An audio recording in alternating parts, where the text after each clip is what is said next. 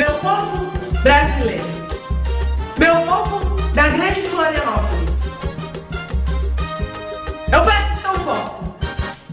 Chega de fome, chega de catar comida no lixo. Vamos mudar. Aceite a mudança.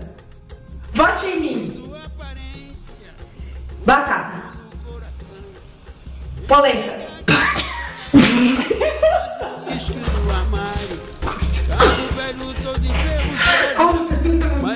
Consegue. A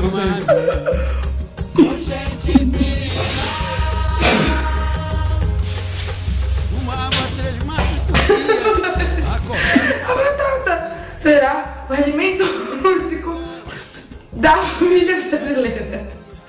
Vote em mim, meu povo. Vote em mim. Que todo mundo possa ler e assim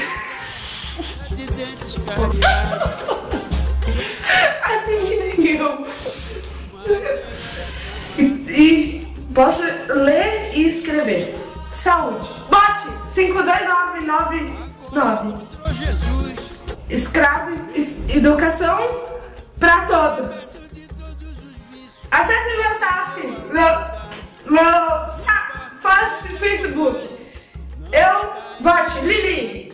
Mudança começa aqui. E vive muito abençoado. Tudo nele está mudado, mas agora ele é chamado de maluco. E sorrindo ele responde: